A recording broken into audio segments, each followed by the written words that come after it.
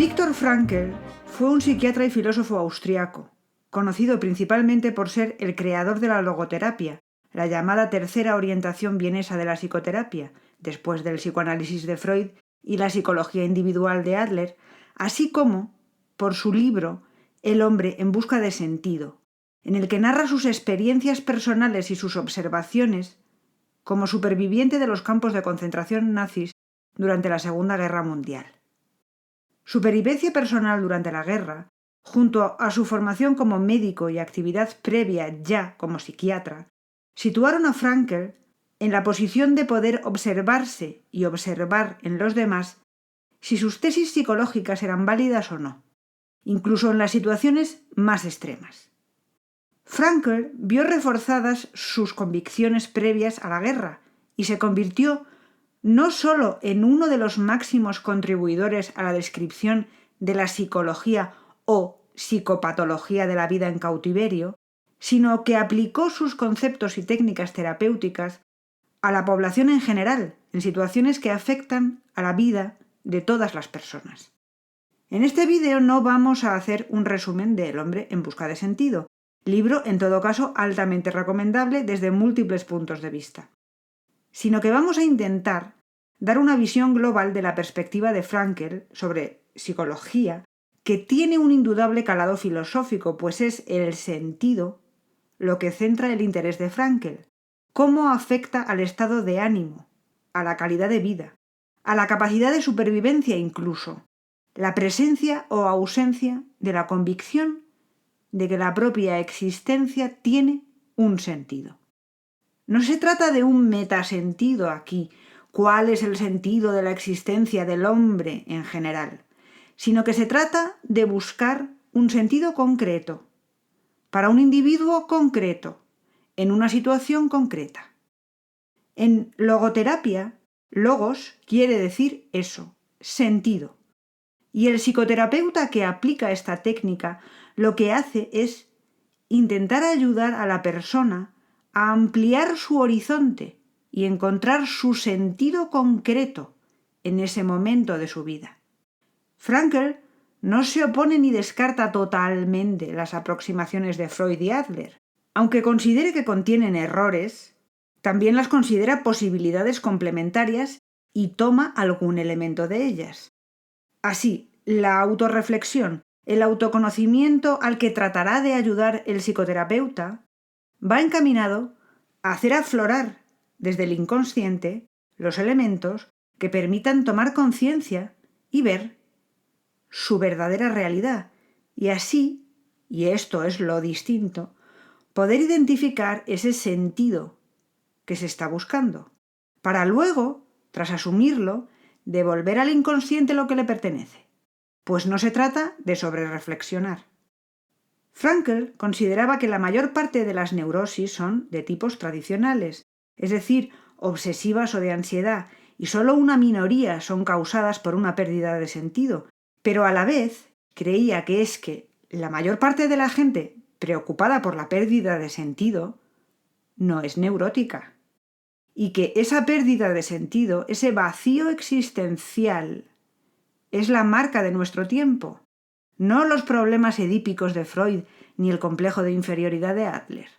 Es por eso que lo que parecería propio de situaciones extremas, ¿qué sentido puede tener la vida ante la absoluta desolación o la tragedia en condiciones de gran sufrimiento? Vamos a ver que se aplica en realidad también a situaciones cotidianas. El desempleo, la jubilación, la sociedad del ocio en su conjunto que tiende a girar en torno a conceptos de utilidad y generar esos vacíos existenciales. El que tiene un porqué para vivir puede soportar casi cualquier cómo. Esta frase citada por Frankl en diversas ocasiones está en la base de su teoría psicológica. Casi cualquier privación, cualquier sufrimiento, se soportará si se cree en que tiene un sentido. El problema aparece, claro está, cuando la situación en la que nos encontramos nos quita toda referencia, toda expectativa de futuro. Si amanecemos, por ejemplo, en lo que Frankl llama existencia provisional cuya duración se desconoce. Una existencia como la de un internado en un campo de concentración o un prisionero de guerra, sí, pero también un desempleado, por ejemplo. El destino nos coloca en una situación desconcertante, irresoluble, desoladora. ¿Qué podemos hacer? ¿Cómo luchar contra un conjunto de leyes que rigen el universo que además se entrelazan de tal forma con un aparente azar que decidir algo es imposible? Escapar al destino es imposible. ¿Que te pongan en la fila de la izquierda o la de la derecha? ¿Que te suban a un camión o no? ¿Que te manden a esta o aquella cuadrilla? Puede determinar que acabes el día o no. Imposible tomar decisión alguna. Imposible no desesperar, ¿no? Pues no. Al hombre se le puede arrebatar todo salvo una cosa, la última de las libertades humanas, la elección de la actitud personal que debe adoptar frente al destino para decidir su propio camino. Esa es la respuesta de Frankl, aplicable siempre. No es determinista filosóficamente, ni conductista en psicología. Es falso que en una situación dada, X, la reacción del ser humano sea automáticamente Y. Por lo tanto, hay libertad. Y esa libertad es una decisión íntima del sujeto, que va más allá de todo su contexto. Eliminar ese dato observable constantemente a nuestro alrededor es tratar a las personas como si fueran máquinas en vez de personas. Es arrebatarles su dignidad humana. Es negar el hecho cierto de que cada individuo es particular e irrepetible y que una vida, la vida particular de cada uno, puede encontrar su sentido, el sentido que cada individuo puede captar y decidir hacer realidad en un momento dado. Eso es intransferible y a la vez imborrable. La decisión tomada, la experiencia vivida, son hechos reales, incluso cuando son pasado. Ser en el pasado también es ser, y esa vivencia, experiencia o decisión no se borrará, tiene un valor, lo cual engendra asimismo una responsabilidad. Este es el núcleo filosófico y psicológico de todo el pensamiento de Frankl. Además pasa que Frankl observa que quien es capaz de encontrar sentido a su existencia en un momento dado, tiene más posibilidades de no caer en la depresión ni el desánimo, y por tanto tiene más posibilidades de supervivencia en situaciones extremas, y podrá encontrar la felicidad en situaciones más normales, e incluso en las extremas también. Vamos a poner un doble ejemplo de los observados por Frankl. Primero, en un campo de concentración.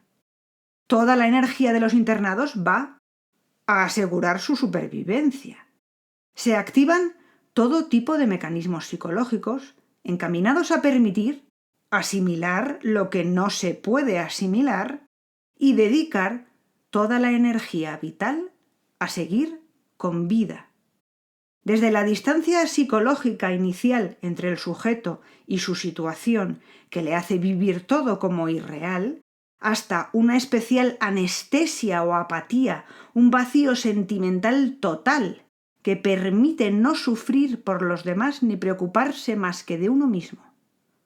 No hay energía para más. Bien, pero resulta que si eso deriva en un ya no espero nada de la vida ante la prolongación de la situación y el absurdo de esa existencia, ese prisionero hará crisis, probablemente definitiva, se dejará ir. Ante eso, la única posibilidad es hacerle ver que no se trata de esperar algo de la vida, sino de que la vida espere algo de él. Esa persona tiene que recuperar una vida interior que le permita apreciar un sentido en su vida, como única e insustituible, y un porqué para ese cómo. El amor a un familiar que le espera, el mantenimiento de su propia dignidad ante sí mismo. Aquellas personas más proclives a mantener eso, aquellas más capaces de una vida interior que les permita salir de su situación específica y verse a sí mismos desde fuera, o abstraerse, o contemplar la belleza del mundo en una puesta de sol y agradecer ese instante, aunque estén en trabajos forzados. Esas son las que tienen mayor capacidad de supervivencia. Segundo, en una situación de desempleo, se puede caer en la depresión. Frankl se pregunta, ¿cuál es la causa principal? ¿La falta de recursos o la percepción de falta de sentido? Y su respuesta es que normalmente será lo segundo.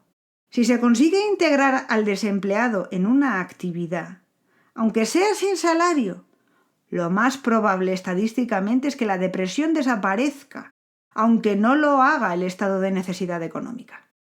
Frankl señala un problema muy actual. Hacemos una ecuación muy peligrosa con una doble identificación. Paro igual a ser inútil. Y ser inútil igual a vivir sin sentido. Que se mida todo por la utilidad en el momento presente conduce a la neurosis del desempleado, pero también es la raíz de los problemas psicológicos, de la crisis existencial que se puede producir con la jubilación. Idolatrar un valor, uno solo, lleva a identificar tan solo un único sentido como sentido de la vida de uno, y eso es un error y la mejor manera de caer en la depresión o la desesperación y vivir peor y menos. De ahí que el psicoterapeuta que aplica la logoterapia se dedique a ampliar los horizontes de la persona en su búsqueda de sentido. Cada momento de la vida tiene una oferta de sentido disponible, dice Frankl, que no siempre es la misma. Y no siempre es una actividad. Puede serlo, pero también puede ser estar abierto a una vivencia incluso pasiva como la contemplación. Hay que ser flexible, sensible para captar la posibilidad de sentido que ofrece cada momento determinado y aprovecharla. El sentido concreto del momento se puede captar y Frankl observa que la sensibilidad a ello aumenta en situaciones extremas o trágicas. Tras un accidente, enfrentados a la enfermedad. Un problema mayor incluso puede ser captar ese sentido en situaciones menos extremas. El imperativo que Frankl propone desde la logoterapia es: vive como si vivieses por segunda vez y como si la primera vez lo hubieras hecho tan mal como estás a punto de hacerlo ahora. Identificar qué sentido hay para ti, qué tarea, qué experiencia, qué vivencia te importa, puedes y quieres tener, es el núcleo. Los efectos secundarios serán la autorrealización y la felicidad, que curiosamente no se encontrará si se busca como tal. Se encontrará si se busca un sentido. La crisis de la mediana edad, dice Frankl, normalmente es una crisis por voluntad de sentido frustrada. ¿Eso que creías que te importaba? Pues no era. Y el problema es que no empezaste a realizar, a decidir y a actuar sobre lo que quieres hacer. No se trata de un problema de la infancia que esté oculto y necesite terapia de años para aflorar y resolverse. El nihilismo no es una enfermedad y si lo fuera sería sociógena, dice Frankl. Su antídoto es la logoterapia para encontrar el sentido concreto del momento. Quien se pregunta por el sentido no está enfermo, pero a lo mejor sí tiene que dar un volantazo en su vida para evitar el error que iba a cometer.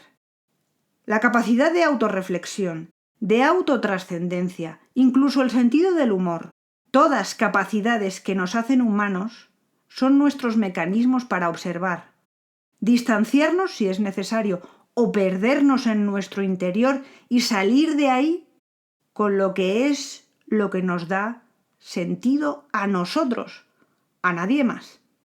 El pensamiento de Frankl se ha relacionado con la filosofía existencialista, pero sobre todo tiene una profunda visión socrática. Conócete a ti mismo y hazte responsable de ti. Mantén tu dignidad. Esa libertad que te permite hacer eso es en sí el sentido cuando no queda nada más. Lo cual no quiere decir que todo en la vida sea el mismo problema. Como hemos dicho, Frankl admite problemas obsesivos de ansiedad que nada tienen que ver con el sentido. Y también diseñó terapias que ayudan a intentar resolverlos, incluso con sentido del humor, como la intención paradójica. Esta consiste no en aumentar la ansiedad ni el síntoma, sino enfrentarte a tu miedo haciéndolo realidad con sentido del humor. ¿Cómo? Un ejemplo de ella para acabar. El insomnio, un problema de nuestro tiempo y de nuestra sociedad postindustrial. ¿Necesitas saber sus causas profundas? ¿Quizá un trauma enterrado? No. La recomendación de Frankl, que estadísticamente funciona, es intención paradójica. ¿Tienes insomnio? Pues tu tarea de la semana es no dormir. No quieres dormir. Dormir está sobrevalorado. Te vas a tumbar, a relajar y a hacer lo posible por no dormirte. Y sí, entonces lo más normal es que te duermas.